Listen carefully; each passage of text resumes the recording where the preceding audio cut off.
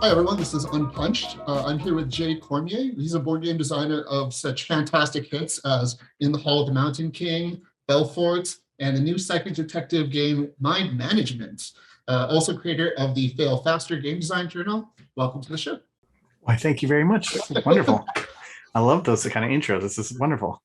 Well, welcome, Jay.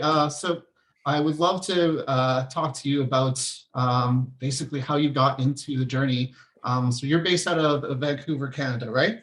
That's correct. Yeah, I started off in Ontario with my best friend Sen Fung Lim, and we decided to start making board games a long time ago because we like board games and we're both creative people, but we failed miserably at it. We made one game and we couldn't figure out why it wasn't working it worked in our head and it just wouldn't work when we played it. And so we just, like probably a lot of people, slowly got more and more disinterested in talking about it and doing anything, and eventually stopped talking about it altogether. And we just quit becoming game designers. So that's chapter one of our game designer life. Chapter one is quit, and then then the success comes after. Much after. Yeah. What games did you guys play that really kind of got you into it? I remember a game called Big City. I really enjoyed that one. I thought that was like different and had these plastic buildings that you had to play. So that kind of stuff was really amazing to me. Or Titan, the Arena. And even before that, we were playing games like Supremacy, like big kind of war games, which is weird for me because I don't play war games now anymore. So that's pretty funny. That's how I started playing those kind of games. But I liked how it had phase selection where it had 7 phases, but you could only ever choose 3. And that was a new concept to me. Like that was a nice, smart thing. And so it was appealing to me. So how you can do a risk-like game, but add this other layer of, no, you can only do 3 things this turn. What do you want to do? And I'm like, ooh, that's decisions, meaty. Loved it. And then Magic the Gathering was a huge gateway into the newer world of games. When you were growing up, how did you discover new games?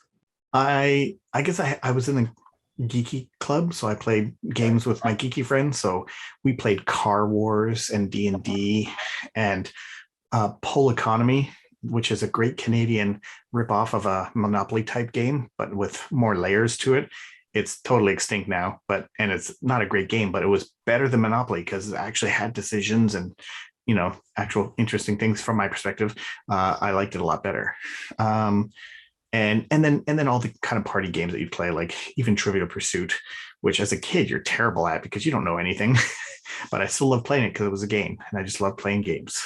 What would you describe like your first foray into like going from playing games into designing games? What was that step like? Chapter 1 that I just mentioned earlier, where my best friend and I decided, let's make a game. We're creative, we're fun people, let's do it. And we like each other, let's do something together. And I liked Indiana Jones a lot. So he was cool with, let's make a exploring through a jungle type game. And we had treasure maps, and we're trying to connect treasure maps to make treasure. And we couldn't figure it out. It was really, really hard. And we didn't know why it didn't work. We just couldn't figure it out. And we just kind of got, I guess, bored from failing so much that we just kind of stopped working on it. So it was really, overall, felt like a negative experience.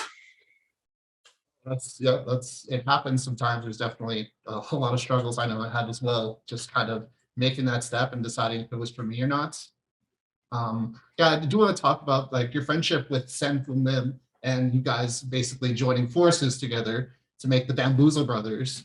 And what do you feel like working together with a friend was like in that designing process? Do you feel like that helped you a lot? You had like complementing? Yeah, 100%. There's a couple ways of looking at it. One is we kind of believe in this mantra of we call it be your own MVP.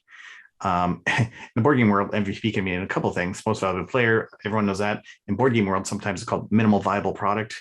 We're not talking about either of those. We have our own MVP. And in order to be successful as a game designer, we believe that you have to have motivation, versatility, and positive persistence.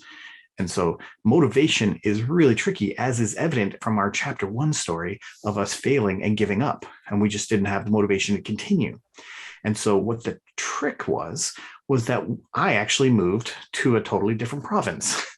And because we were separated, we needed to use technology to stay connected with. And if you're familiar with the law of reciprocity, we would have a forum in which one of us would have an idea and we would post it. And then the other one would read it. And the law of reciprocity states that, well, you wrote something, I need to respond, and I will respond. And by responding, you're building on it. And then the other person would feel like they would need to respond. And eventually we'd get to a point where, like, this is a great idea. Let's make this game. And so through that, and we would have so many different threads going of all these different games, keeping track of all of our thoughts. And it was way better than email, because you'd lose all those track of everything. This kept everything in a line. That was our big key to keeping us motivated. And the fact that the V, which is versatility, that helped us as well, because Sen and I fortunately had the same goal, the same objective. And that was, we just want to get a game published because that would be cool.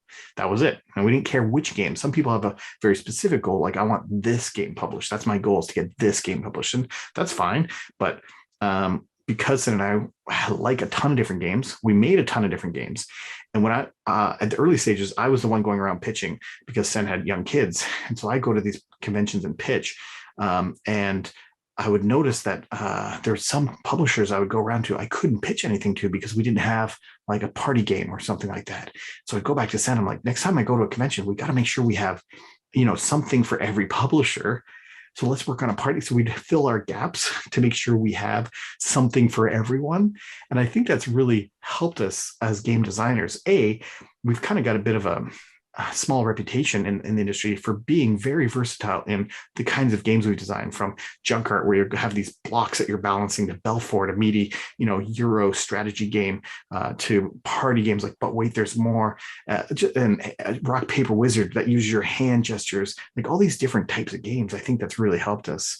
And then positive persistence is just not giving up, and just, you're going to get a lot of rejection from not from each other, but from publishers that say it's not right for us.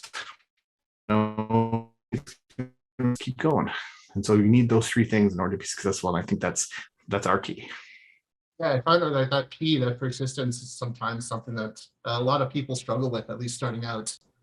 Yeah, I find that it doesn't bother me anymore. It used to. I think early on, it really sucks to get a no, because it feels like you're hinging your whole future, like, my future could go in this tangent if they say yes, and it doesn't. So it feels like really disappointing.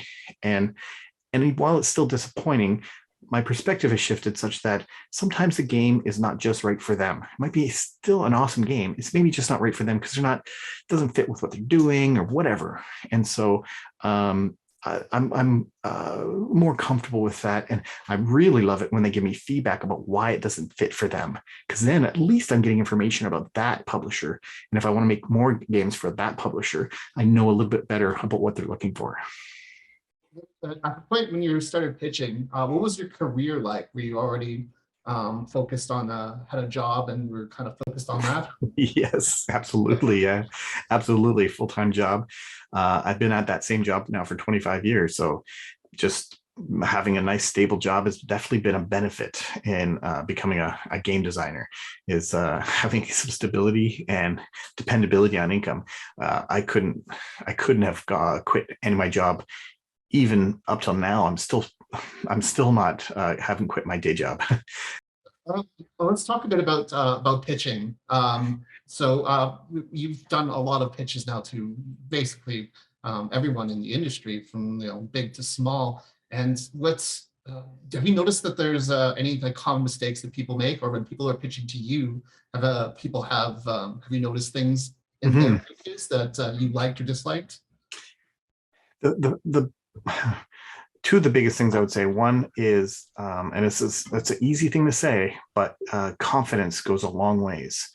And it's easy to say, hey, be confident about your product, but publishers like to partner with someone who is confident about the product. Now, I'm not talking about being cocky and saying this is the best game since Monopoly or whatever. Like, you don't want to say that kind of hyperbole, but being being confident and not hesitant and not apologizing, and just being confident. Yeah, this game does something really clever. I really want to show you this. I'm really excited about this. You can say that. You can say, I'm really excited about this.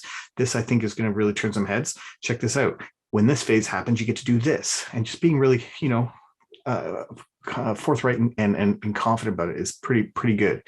The second biggest mistake I see is a lot of new designers will spend a lot of time in their beginning of their pitch trying to set up the world or the lore of this universe of the game that they exist in.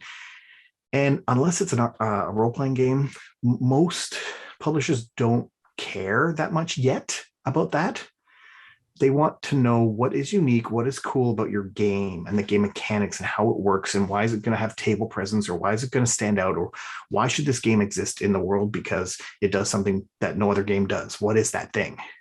And explaining the lore about the king does this, and there's all these demons, and there's a level, and like publishers are just going, get to tell me, so maybe one sentence at the most to describe the setting so they get it.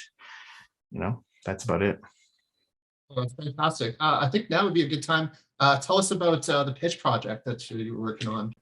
Yeah, that happened last year. So I just kind of noticed that there was the pandemic was happening. I didn't notice that. Everyone noticed that. What I noticed was that during the pandemic, there was no real pitching going on. It was very hard because there was no conventions. Board game conventions are where most people pitch games. Maybe that might not even be true, but it feels at the very least that's where most publishers expect to be pitched to, is at conventions. And they dedicate people to come to conventions just to hear pitches for their next games. And without conventions happening, it feels like it's a lose-lose situation for designers and publishers. And so I thought, I wonder if there's something we could do. And I partnered up with Sen and a guy named Tyler Smith, who at the time was running a company called D6 Publisher Resources, who was like a fulfillment company for Kickstarter games and stuff like that in Canada. And we partnered up and kind of created the pitch project, created a website. And the concept was that it was open to game designers to submit like what we call a sell sheet, a one-page overview of your game, just a one-pager with some images and stuff like that. And you would upload it to our site. And we hired like 30 plus judges to review, and each sell sheet had to be reviewed by 3 different judges and get ranked on different criteria. And after all that was said and done, we ranked all the sell sheets, and we had 750 sell sheets submitted, and they all got ranked, and the top 50 got to present and pitch live to 40 plus publishers that signed up to listen to these pitches. And so yeah, and they got like only 5 minutes, but boom, boom, boom, boom, boom, back to back with some Q&A from Sen and I afterwards. I'm like, oh, how's this working? How's that working? We went through it all, and pretty unanimously, everyone loved the concept. Designers loved it because they got to meet publishers like Hasbro, Spin Master, normally people you don't have access to especially if you're new, not only just new, but international. There's some people that were participating from India, and they're like, I don't have a chance to go to Gen Con, this is amazing. They were just, and one person had like was wheelchair bound, and he's like, I don't have a chance to fly around and do all this stuff. So this was all very amazing. And so from that, definitely a bunch got signed. I don't have full actual numbers because we only did it for the 1 year. We were brainstorming out how to continue it, and we I guess it was hard and very expensive, the ideas that we had on how we wanted to continue doing it, and it was more of a passion project. It wasn't like a way to make money. It was just let's make something where everyone can pitch to each other. And we have, even Hasbro came up to us afterwards and like, are you gonna do another one of these, because we really enjoyed it. I'm like, wow. And a bunch of games got signed for sure. Seems like it was beneficial for both sides, and that's a level of access that a lot of people wouldn't normally have. And I feel like that overall was just a really positive success. I really like being in this industry and in this community of board game design and industry. I like giving back to the industry whenever possible. When we first started making games and we were getting a game signed, I started a blog, and Sen co-wrote it with me, and it was just a blog on things that were happening, but I would also detail all the steps we took to get published, and that's still up on our website. And you can follow our 33 odd steps on how we got published Not saying that's how everyone gets published, but definitely a lot of people have reached out to thank us for that blog because they've followed many of those steps and have gotten published as well. And then when I started my own publishing company, oh, spoiler alert for we're not there yet. I did the same thing. I created a YouTube series and went through all the steps on how I started a board game company, and it's just on YouTube for free. Like, just I like being helpful and like being out there, and just I think it's beneficial for people to know, associate me with the board game industry in any way I can. That actually segues pretty well to talking about your new board game company and the new project, Mind Management. Yes. You can talk about that. Yeah. It was, so this was like 7 years ago or so. We met up with Matt Kint at Gen Con, and Matt Kint is the creator of a comic book called Mind Management, of which, Sen and I both loved, and let alone other comics like Super Spy. And at that moment when we met him, I had already and still have 2 pieces of Matt Kint's artwork hanging in my office. So I'm a big fanboy. And we met. I was so excited that we're meeting that we ended up playing games all night together. And it was so exciting. And he had played our game Acro Theory and loved it. And, we obviously loved Mind Management. And he just said, kind of haphazardly, I think, I don't remember it clearly, but something like, man, it would be so cool if there was a mind management game. And Sen and I are like, immediately like, could we design that? And he's like, would you? Like, he was as like excited as we were. And we're like, yes. And we're like, that'd be awesome. So we like shook hands and like, let it be done. And so we went away and we literally failed for the next 3 years. Literally failed. We made 5 what we call alpha prototypes. Alpha being, here's the first semblance of an idea. Let's see if it works. And we made 5 of those totally different game ideas and play tested them. And we didn't like any of them. And it was getting, I'm not gonna say depressing, but it was getting frustrating that there's this property, this comic I love so much that I want to contribute something to this world. And we couldn't come up with something that felt like it fit in the world. And then it was until we stumbled upon this hidden movement concept. And when we thought about that, we're like, that could feel like mind management. That's this idea that you're getting inside people's heads and manipulating their thoughts. That feels like you could very much do that in this kind of game. And so we made the game and everyone was excited about it. And that took a while just to make the game. We pitched it to a bunch. Somebody signed it. We went with a smaller publisher because we thought there was going to be either, there's pros and cons to small and big publishers. With a small publisher, the con is that they're small and that their reach is not as big, but the pro is that like they need this game to succeed and they're going to pour all their energy and love into this game because it's their, it's how they're making money is this game. So, but unfortunately, 6 months later, that company went under. So that's another con. So we got the rights back to it and we had a meeting with Matt, Sen, and I, and we're like, so what are the next steps? We have to go pitch again to another company and like, who can we remember other publishers that liked this game? And it was Matt that just said, what if we did it ourselves? He's like, I've got graphic design background, so I could do the art and graphic design and you guys publish it. I'm like, well, let me think about that. So I thought about it for the weekend and I thought, went to Sen. I'm like, Sen, I could do something here, but I think I want to do it by myself because Sen has a more full-time job. I'm actually fortunate in the last 5 years. I've actually been able to go down to a part-time at my job. So I'm still there, but only 3 days a week. So I have 2 full days a week that I could dedicate to doing something. And I'm like, I think it's gonna be hard to run a business with 2 people cross country with one person already working full-time job. He's like, yeah, go for it. Because he's very much motivated to help me, quit and become a full-time game anything in the industry, which is cool. And so the next step was, okay, if I'm going to be a publisher, I might only ever publish 1 game, maybe, and that's it, because this could be a bust, who knows, or it could be good. And I'm like, well, how do I have any kind of brand identity? I kind of get a little upset's too big a word. Like it's a little sad when you see, sad's too big a word too, but the concept is sometimes you see a game and it could be published by anybody. You have no idea who published it. And you look at a lot of board game publishers like motto or reason for living and existing, and it's like, we publish great games. And it's like, well, I kind of wanted something more to hang my hat on. And I really liked restoration games as a concept. If you're familiar with them, Yeah, they yeah. restore old games from the 70s and 80s and add new mechanics to them and make them more, modern.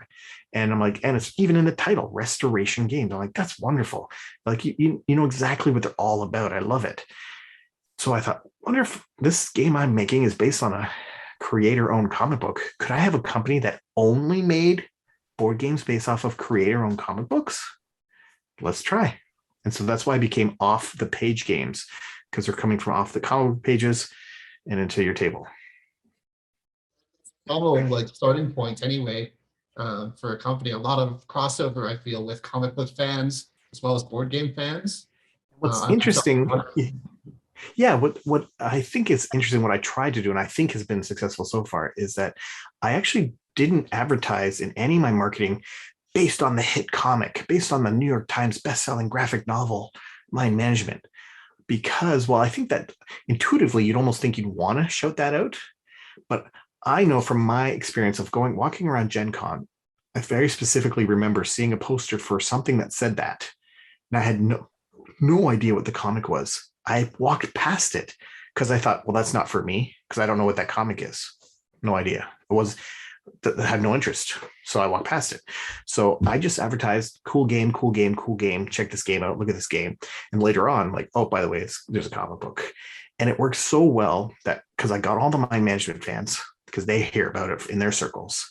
And then all the board game fans talking about the board game. And then when they learned that there's a comic book, they got excited. Because then they were like, oh, I can read about the lore and the background and the story. That's cool. And that's like awesome. And so many people have now read the comic because of this board game, which is heartwarming that I feel like I've been able to give back in a way to Matt Kint and, get more readership for his comic series, which is wonderful. Yeah, that's fantastic. Like the artwork and everything for it turned out phenomenal. It's such a unique package that you guys have worked on, and it looks like it was definitely created with love. At every corner and every little inside of the box, there's so many little loves and nods to it. I really appreciate the work put into it. Thank you. Yeah, it was possibly the only board game that either of us was ever going to work on. So we just put everything in the kitchen sink in. But it was all based also on branding, because Mind Management is all about psychic espionage.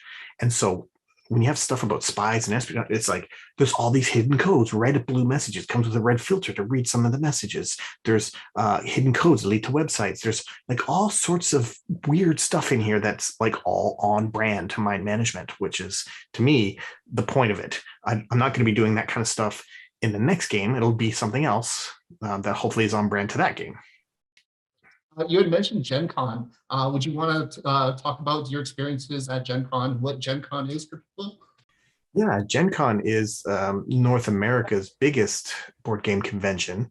It happens in Indianapolis in the summertime. And it's huge for just gamers. So gamers go, and it's like, it is a big, big place for announcing new games and buying games and all sorts of stuff. I've never gone as a publisher yet, so I've only attended as a designer, and but it's like football fields full of booths filled with board game publishers just trying to show you off their new games that they want to sell you, which is amazing. And then another football field full of just tables that you could play. And I'm not saying it's an actual football field, I'm just saying size wise, it's inside, it's indoors. And so it's ginormous. And there's seminars you can go to, and there's all these spin-off things that you can go to that are related to board game adjacent and everything, which is wonderful. And so when I've gone to these Gen Con as a designer, in advance, I have to contact the publishers that I want to pitch to. I'm always pitching 5, 6, 7, or 8 board games when I go to one of these events. And so I have to get everything ready, and I have to contact and set up my schedule. And it eventually gets to a point where I'm running from a booth, and I'm like, okay, I'm to another booth, to another, like all day long, going from booth to booth, trying to pitch. And then even after hours, setting up demos of the games to the publishers that express interest. Like, can we try that tonight? Sure. And so it's like nonstop, which is, to me, fun and awesome, and I love it. But it's such a big haul. I should probably try to schedule things so that they're more close to each other, as opposed to, like, I don't even take that in consideration when I book my time. I'm like, oh my gosh, I have to run halfway across these football fields and back, and like, but it comes to a point. Wants to create a path that will connect you to all your meetings. Yes, yes. Um, and it becomes to a point where when you're pitching at a convention, time is one of the most valuable resources for yourself and the publisher, because you have a 10, 15, 20, maybe a 30-minute window, depending on who you are and what you set up or whatever. And that's what you got your window. And if you're pitching 5, 6, 7 games, like, how do you do that? And so for me, I would have a one-page sell sheet for each of my games. And I would say, I'm going to show you really quickly all 7 of the games I brought. And then you can tell me which one you want me to spend time on. And that really respects everybody's time best. And I try to front load it with the ones I think they're really interested in. So I tailor it to that, and I go through them really quickly. And like 100% of the time, they all appreciate that. They're like, okay, I want to see that, learn more about this one and that one. Great. Pull these 2 out, forget about these, and boom. And I love publishers that are blunt and to the point, so much so that I'll be pitching and mid-sentence, they'll be like, nope, not for me. Great. Next one. Let's move on to, let's use our time wisely. That's great. And we're not wasting time on this one. That's not for you. Again, they're not saying it's a crappy game or anything. It's not for you. So time is an essence. Is there any truth of that you guys popularized the use of sell sheets in the industry? Well, I mean, I guess we can take credit for that. So when I first started going to conventions, Sen and I had about 5 or 6 games that we designed, and we're like, what do we do with these games? And this is back in 2009, 2008, and there was nothing online. There was no resources available. We didn't know what to do. And we were literally mailing, letters, physically mailing letters back in 2009 to publishers like, hello, we have games. Do you like games? Like, we didn't know anything.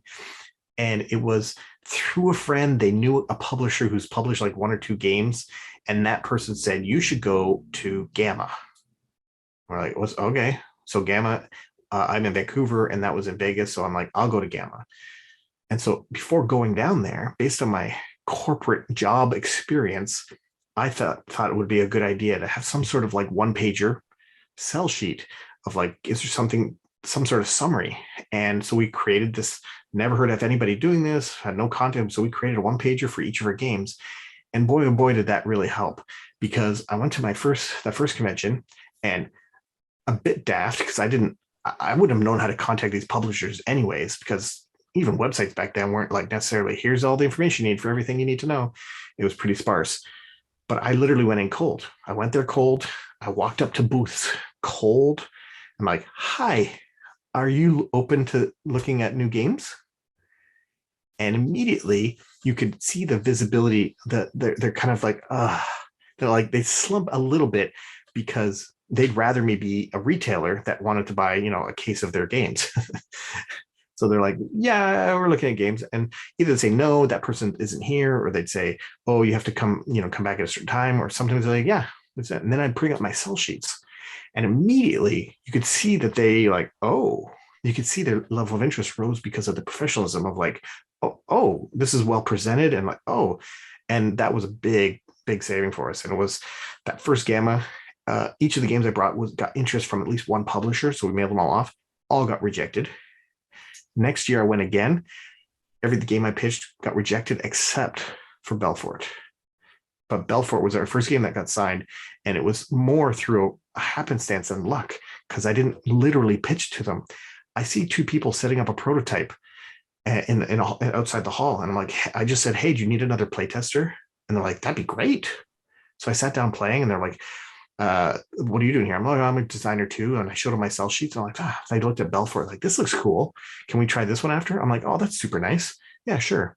It wasn't until halfway through playing this game that I realized they're not designers. They're the publishers that are publishing Homesteaders at the time. I'm like, I didn't realize I was in the middle of a pitch. And they played Belfort. They loved it. They played it again the next day. They loved it. And at the end of the convention, they're like, can we sign this game? I'm like, so it was a really, really happenstance. Yeah. It sounds like at conventions that's just the walking by a table or just the happenstance of meeting and talking to the right people just is where a lot of the magic happens. It's true. It's Yeah. true. Yeah, so I want to round back to your Kickstarter campaign for my management.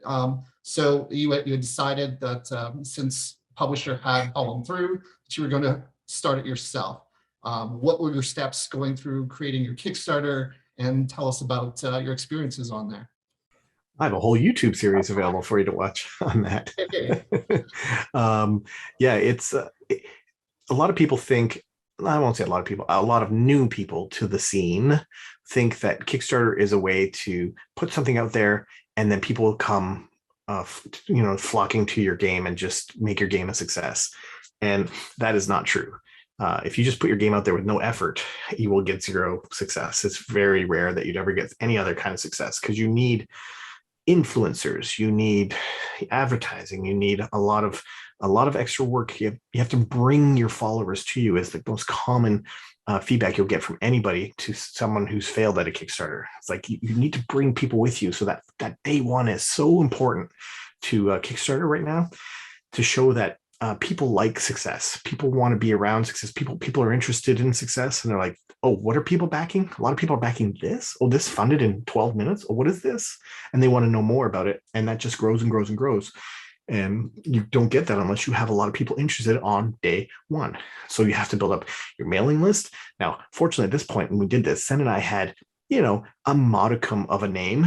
Like, we're not like, I don't know, Matt Leacock or something like that, but we have a bit of a name in the industry. And Matt Kint and my management has a bit of a brand. So there's a little bit, we're hoping that we would get some good traction on day one. And we did really well, did 191,000 in our 30-day Kickstarter, which is amazing. And then I'm going to fast forward to the story for a bit because it's amazing. We sold out of the first print run. And I was planning on my second print run along with a few other languages from foreign partners that signed on, getting ready to do that in the beginning of March of this year that we're talking about right now, that I'm in right now, 2022. And on February 2nd, Shut Up and Sit Down, which is not something I'm telling you to do. That's the name of a content creator's website. And the most influential board game content creators on the planet, as evident by the story I'm about to tell you. February 2nd, they put a review out for my management, which was phenomenal. Like their reviews are very funny and entertaining, which is great. And they loved it. So Quinns was absolutely ecstatic about it. He used the word masterpiece in the headline, which is wonderful. So what does everyone do? Everyone wants the game now. Guess what? We're fully sold out of everything. Make it matters worse, they were given the deluxe unit by my European supplier who supplied them the game, but they didn't know it was the deluxe unit. And so they don't usually review deluxe units. And so now it was even worse because now the deluxe unit's like literally out of stock, like never to be published again was the thought. And so on that day, I had a couple of people messaged me like, you should do another Kickstarter. And I'm like, in my head, I'm like, well, you can't just do another Kickstarter. My thought of the rules of Kickstarter is you have to do something different to bring it back. And that's why most people will bring out like an expansion. But like, who's going to want an expansion for my management? The game comes with 14 sealed mini packages in the game already. Like nobody's through that and wanting more content already. And so I'm like, I don't know. And then somebody said, what about those secret cards? We have these little secret cards with these codes that lead you to a website where you can print out your own secret cards and add them to the game. What if you printed those out for people? And at first I'm like, who's going to want that? You have the cards. You can print them yourself. I'm like, no, people want the nice. I'm like, and then by February 3rd, next day, that night, I started creating a Kickstarter page. I'm like, create a Kickstarter page. I'm trying to think. We have a print run planned. I contacted my manufacturer in China. I'm like, hey, if I did a Kickstarter and we had more units, can we just add more units to my current print run that's planned? And they're like, yeah, sure, no problem. Okay. So I did a Kickstarter. It launched on February 8th, 5 days after I thought, like 6 days earlier, I had no idea at all I was doing a Kickstarter. And so I did a Kickstarter, added these secret mission cards, and that did $782,000. And I'm like, what is going on? I couldn't believe it. I was so blown away. And I just leaned into the fact that the challenge with often most Kickstarter games is the lack of a guarantee that this is a good game or not, because you don't know. You have all these previews that you pay for, so maybe they're biased or not. Who knows?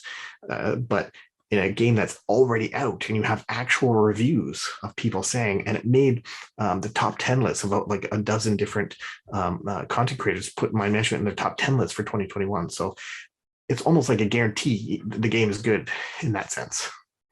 Oh, congratulations. Yeah. That's an amazing thing to come in a second run and just completely blow it out of the water. Well deserved. I want to commend you on the other awards that the game's received. I saw it was most innovative game, was it, for 2021? Yeah, from Board Game Yeah. Quest. Yeah, that's amazing. I'm very excited about that. We're up for that as well in the Dice Tower Awards for most innovative and for best game from a small publisher. And I think for best game even. We're even up for best game of the year from Dice Tower, which is wild. Yeah. Yeah, I'm rooting for you. Let's talk about the pandemic. So I guess we starting a Kickstarter in the pandemic. I hate to bring it down a little bit here. Well, actually, I started it March 1st or something like that, 2020. There was no pandemic. And then March 17th, halfway through my campaign, is when things started to shut down. Halfway through my actual campaign is when who knows if that affected it negatively or positively or at all. I have no idea how or if it affected it. It's really hard. There's no A/B testing in that kind of a thing. How has I guess how has that affected both like your ability to get the products shipped and to get it manufactured? Was there any difficulties you had during that? Like on one side, the positive was I'm not going out socializing and doing other things, so I had a lot more time to focus on bringing this baby out into the world, which is on one hand that's a good thing. The downside was, I'm not sure if you're familiar with the shipping crisis that has happened during the pandemic. That has been a real pinch in our side. So I got in as the shipping crisis was starting. And so for those that are listening, watching, don't understand, to put your games from China, unfortunately, everything's pretty much got to be made in China. Otherwise, the cost is going to be astronomical for your game if you don't print in China. Anyways, so then you have to put them into a container, and that goes on a boat, and it goes across the Pacific, and then it comes to somewhere in America, and that's fine. That used to cost $3 or $4 grand for a container, and to get it shipped across. That's what it was. That's what it cost. I paid 11 grand, and I was like, oh my God, I'm paying 11 grand for this. And it used to cost 3 or 4. I'm like, holy cow. But I was lucky because it has increased. Some people paid 35 grand for that same container size. And like that just will break you. And so I've actually had to literally increase the price going forward of my management. It used to be $50 US, now it's $60 US, because I will literally lose money if the container prices are $35,000. So that was, and not only that, that's part one of the cost. And then there would be a backlog of weeks of waiting in the port because all these boats are coming in and no boats are going back to China at all. And so they can't even get their boats in.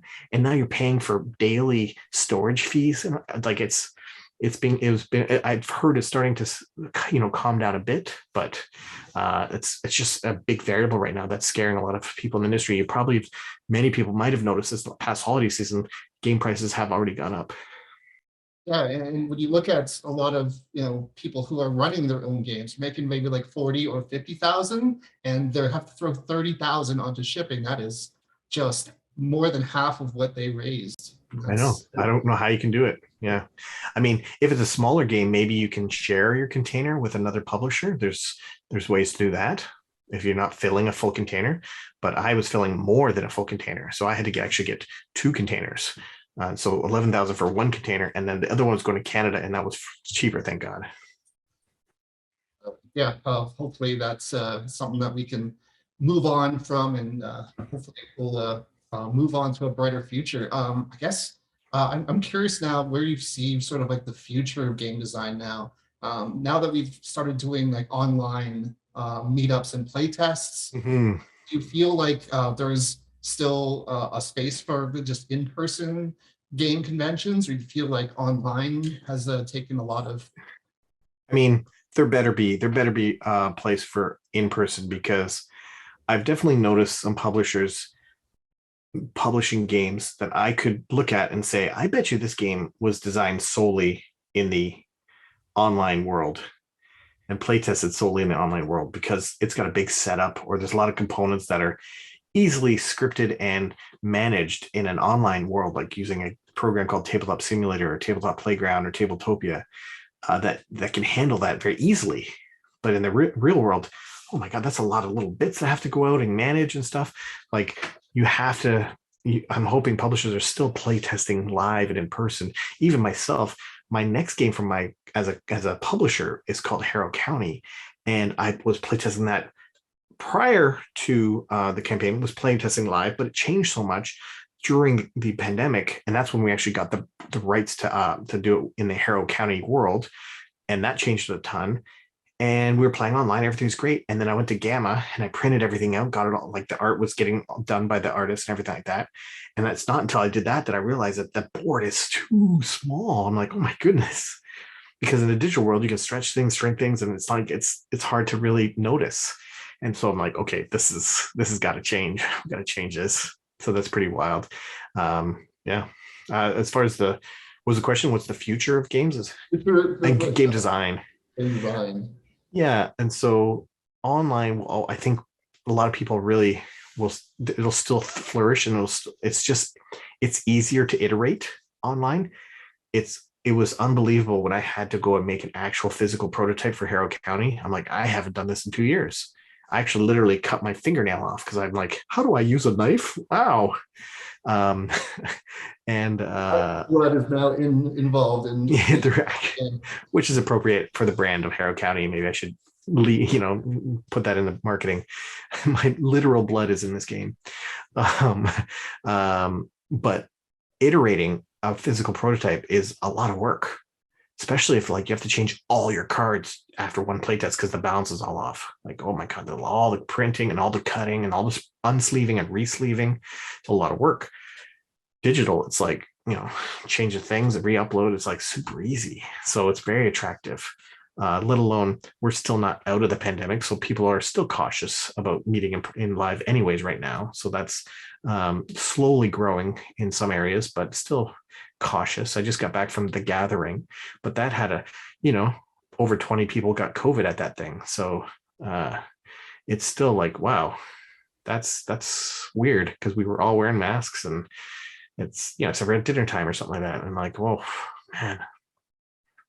So I'm hoping there's more in-person stuff coming soon, a little bit, because at the start of the pandemic is when my journal, the Fail Faster Playtesting Guide, came out.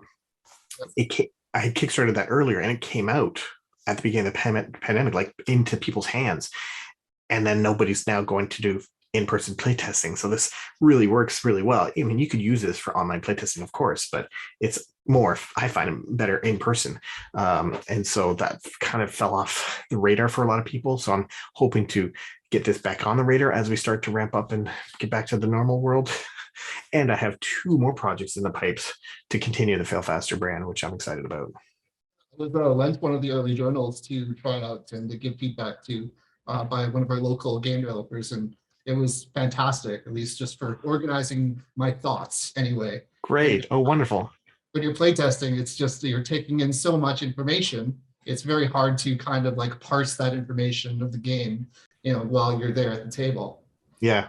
And I was happily stumbled upon an idea. I love happy accidents. That's like magical. Happy accidents are magical. And I think that happens when you surround yourself with talented people.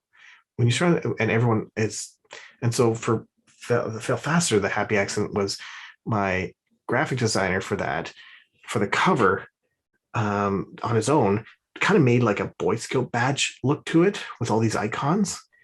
And it gave me this idea of a Boy Scout badge of like, I wonder if we could earn badges somehow. And I actually, because of that, turned the whole playtesting journal into a gamified concept where as you playtest, you level yourself up and you earn stickers and you put them on your cover as if you're earning badges. And I'm like, what a wonderful, connection that I made through my partner that was helping me with this game in a different capacity and elevated the game to something different. That's, I think, one of the best things about any kind of partnership or collaboration is that those happy accidents where it's like he's not even in the design of this from a game designer perspective at all. He's not even a game designer. He had to ask so many questions, but this came of it because of that. It's wonderful. Yeah, that's fantastic. Yeah, I feel like that is pretty much everything I really had to talk to you about. I won't take up too much more of your time. For people who want to find out more and watch your YouTube series on your Kickstarter journey, or find out more about your games, what's the best way to find out? You can go to offthepagegames.com. There's a video link in there for to check out the YouTube series if you want to know, which is called How to Start a Board Game Company, which I think was maybe a little bit more hubris would have been better, because it's like it's definitely not how to start a board game company. It's how I started a board game company, which may or may not be the best way. I don't know, but it's how I did it. And so far it's been working pretty good for me though. Yeah, And that's pretty good. and the same thing for all my handles are Off the Page Games. So off Twitter or Facebook or whatever, it's all Off the Page Games. Awesome. Yeah, thank you so much for your time, Jay. And yeah, we'll see you guys later. Thanks for tuning in. My pleasure.